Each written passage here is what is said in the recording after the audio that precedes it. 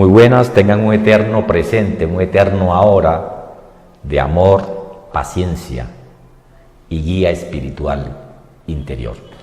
Vamos a coger el tema sobre la diabetes, uno de los temas que desafortunadamente ha ido cada día en aumento. Uno de los países que ha aumentado la diabetes es México, y en Colombia sigue aumentando y se está convirtiendo en una de las causas de enfermedad, complicación, gastos grandes, y se habla de gastos grandes en todo sentido, porque cuando hay pacientes diabéticos que terminan con problemas renales y terminan en diálisis, eso es un gasto y un sufrimiento para el paciente, para los familiares, etcétera, y también de enfermedades que causan la muerte, como los infartos son mucho más frecuentes en los pacientes diabéticos, y el cáncer también se ha encontrado en los pacientes diabéticos, la hipertensión es mucho más frecuente, y los problemas renales, insuficiencia renal en los pacientes diabéticos. Eso ha ido aumentando cada día.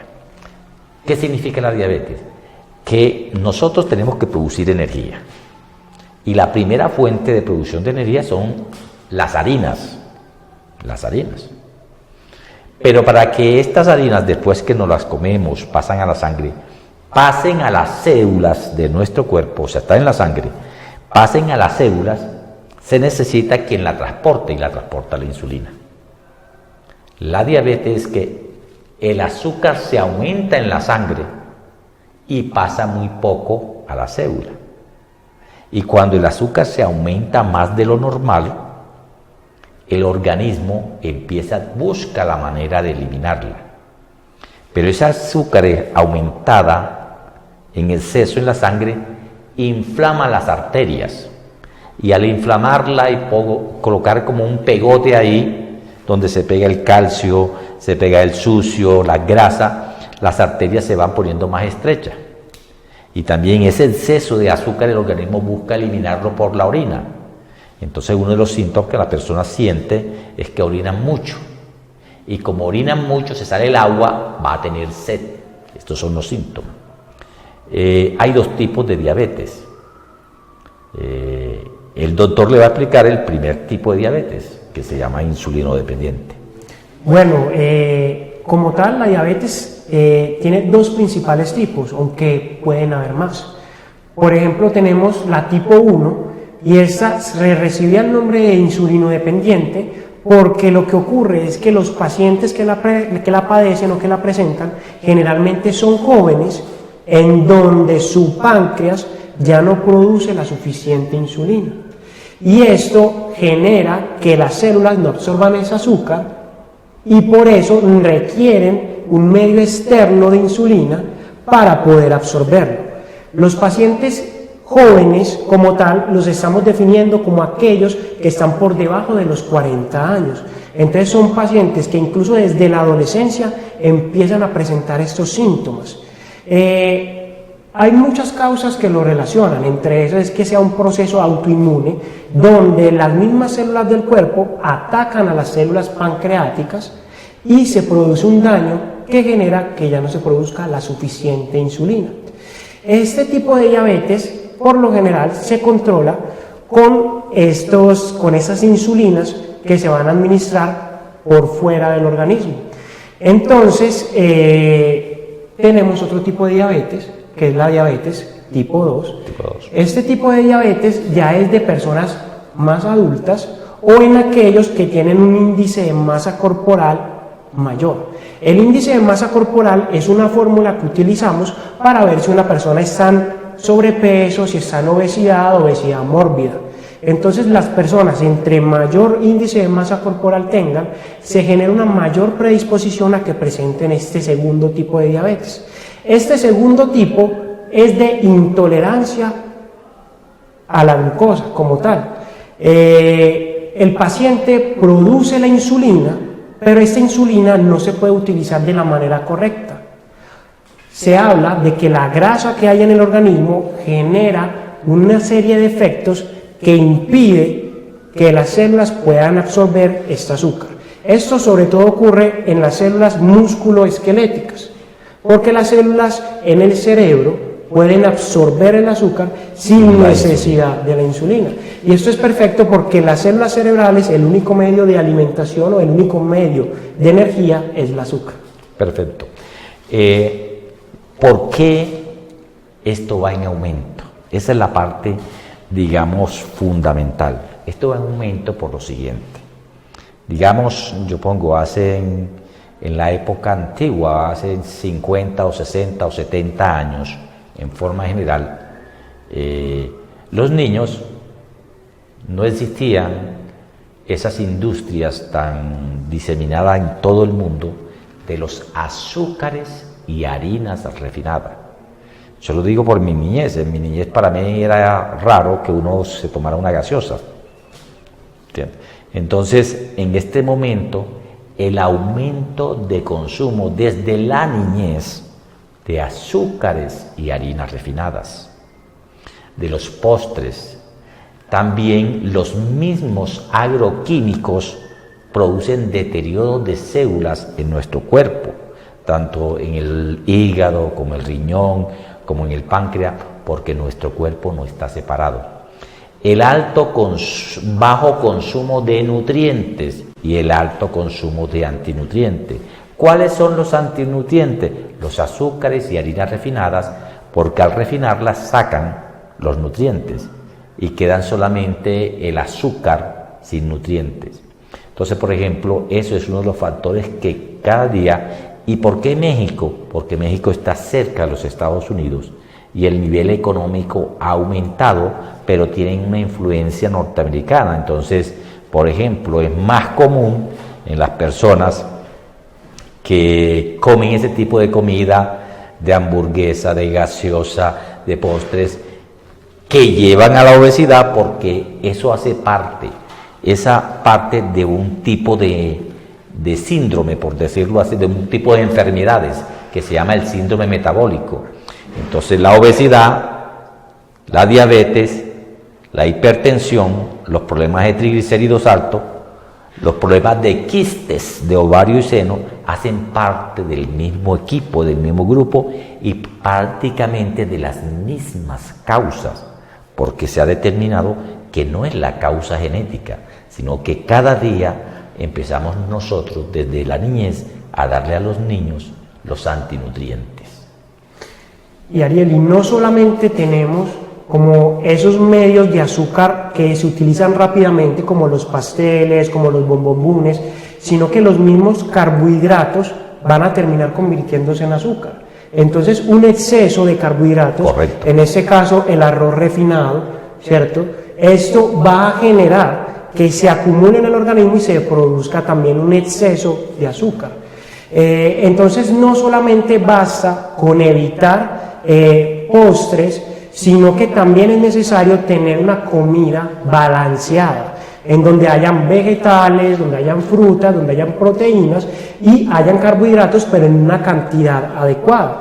Entonces, muchas veces se utiliza de que se le echan al plato mucho arroz, se acaba ese arroz y le vuelven a echar otra vez más arroz. Y eso resulta también ser muy perjudicial. Total. Entonces, controlar la cantidad que ingerimos de carbohidratos es muy importante.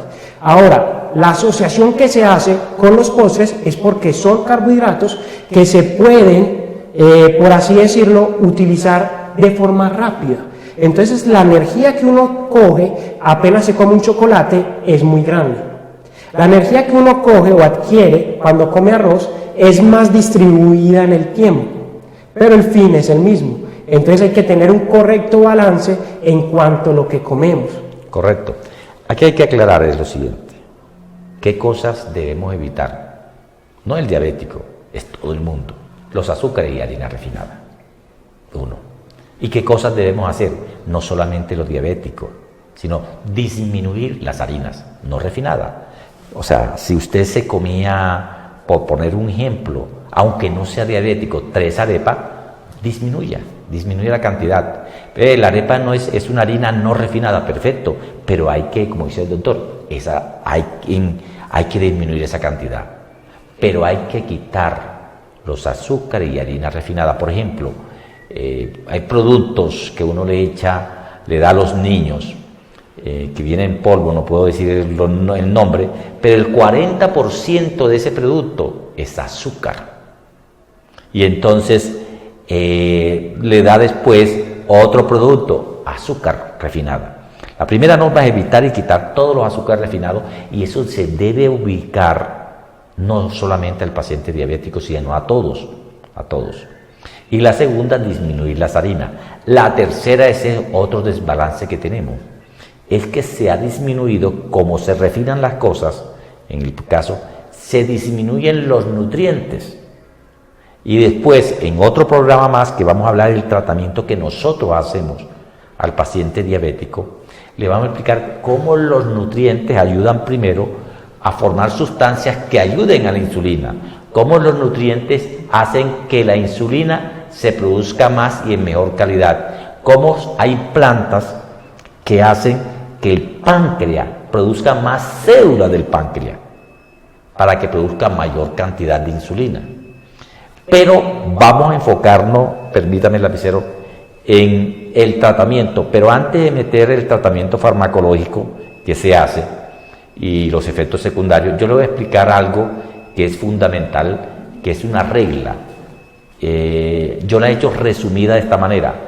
¿Qué debe consumir cualquier persona? Eso se aplica para cualquier persona, para el obeso, para el que no es obeso, para el que tiene colesterol, para el que tiene triglicéridos. Es la siguiente. En el plato se divide en 3 porciones. ¿Qué significa? Que esta porción, vamos a poner un ejemplo, este es el 25%, este es el 25% y este es el 50%. Aquí es una harina, pero que esa harina no sea refinada. O sea, le voy a explicar qué harina puede ser: su arepa, su porción de arroz de buena cantidad, su porción de yuca, si es habanero, de ñame o de plátano, pero que sea una en buena cantidad, una sola, y una proteína.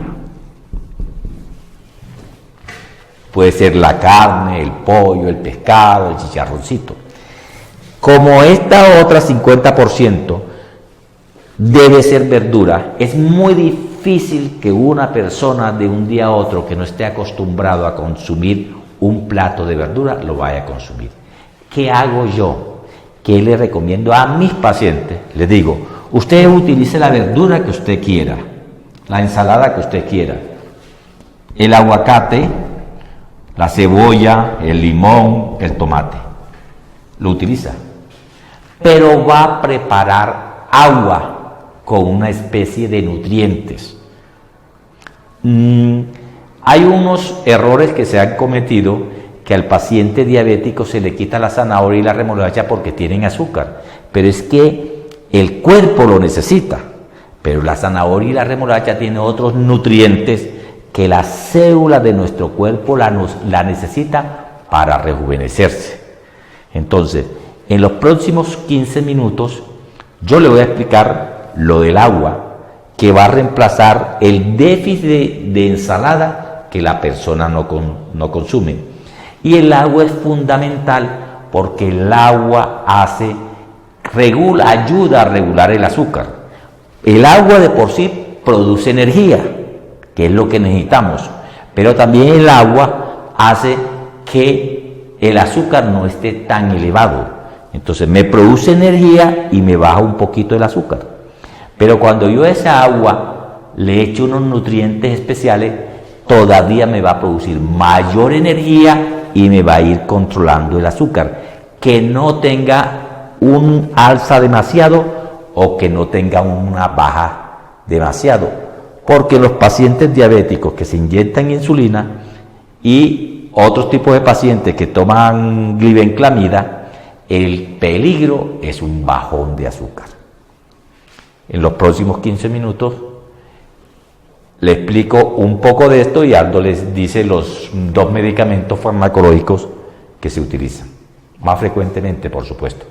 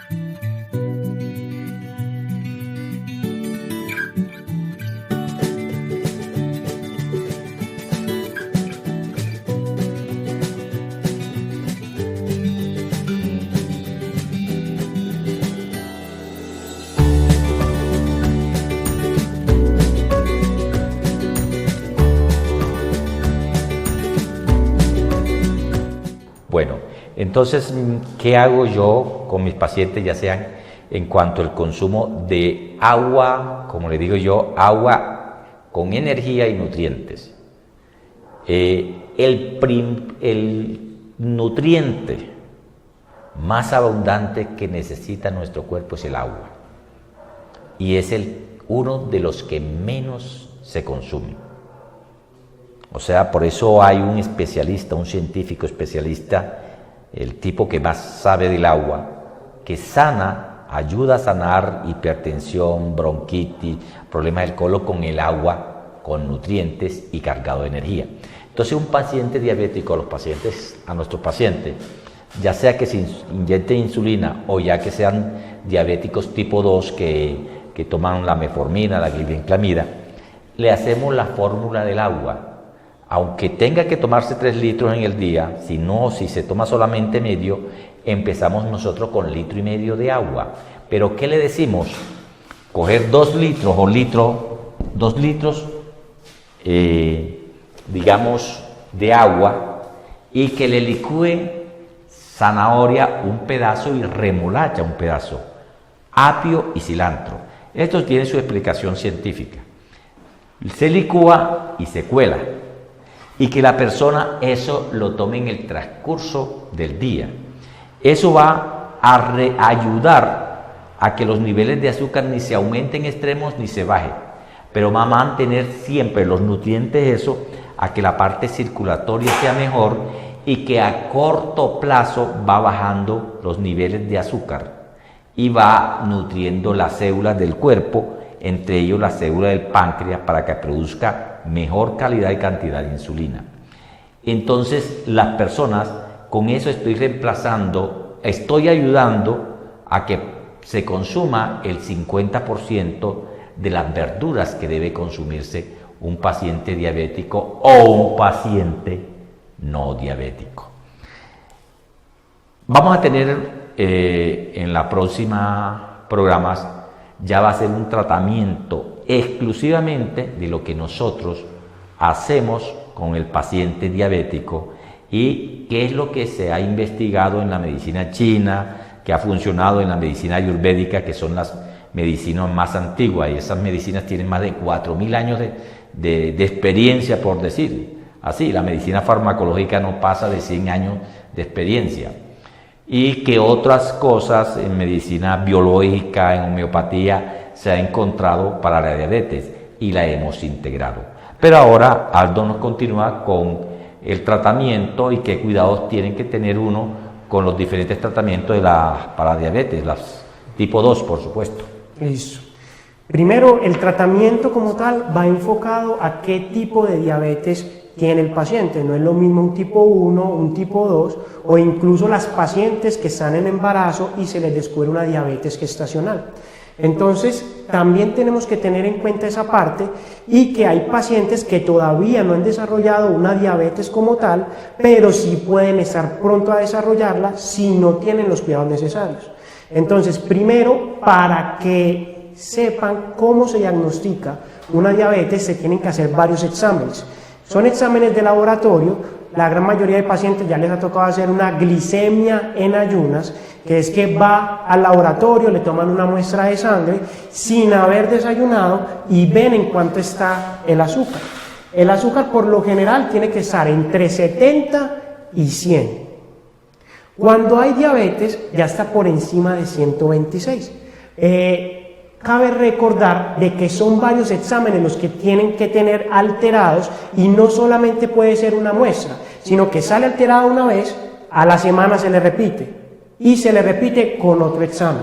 Entonces tenemos la glicemia en ayunas, también tenemos la prueba de tolerancia a la glucosa, que es que le dan una carga de glucosa y miden a la hora o a las 2 horas cómo está la sangre en cuanto al azúcar. Y el mejor examen que se utiliza actualmente es la hemoglobina glicosilada.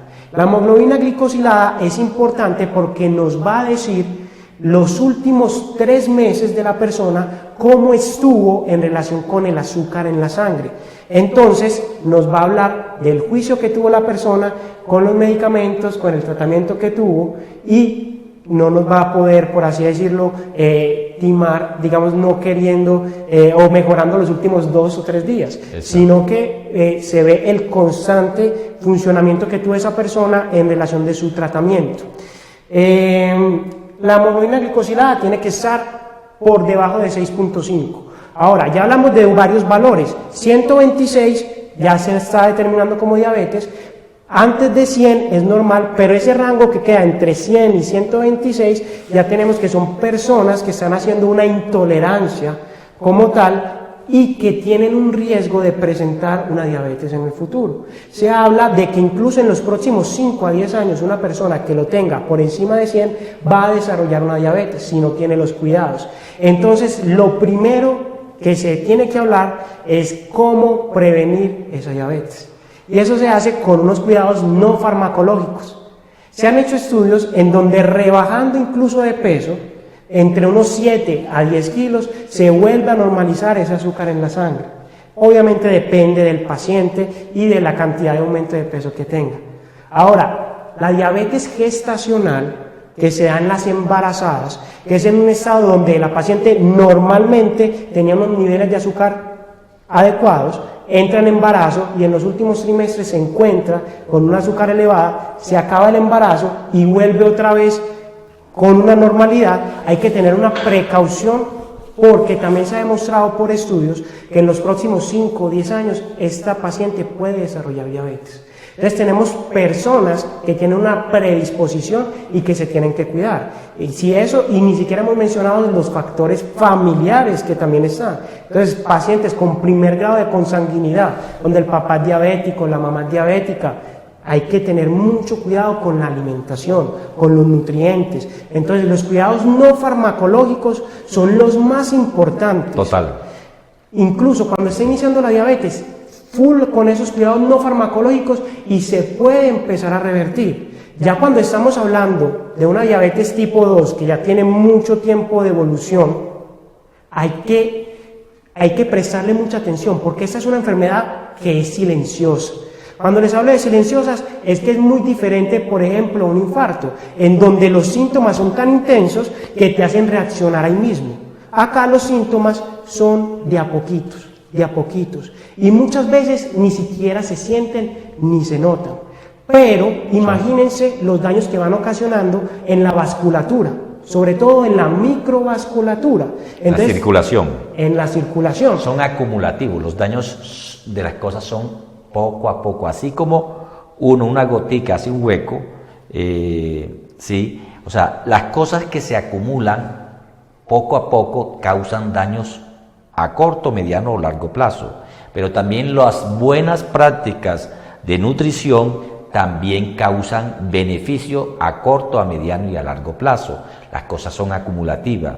Y le digo algo, la diabetes tipo 2, científicamente, investigaciones que hay, si una persona se disciplina en la nutrición y en algunas plantas que se ha comprobado, se puede revertir.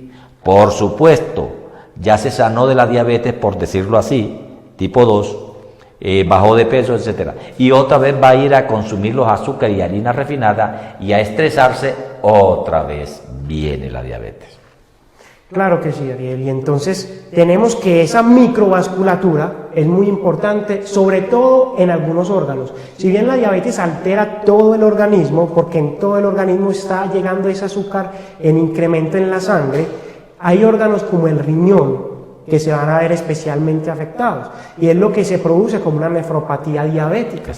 Exacto. También tenemos los nervios a nivel distal.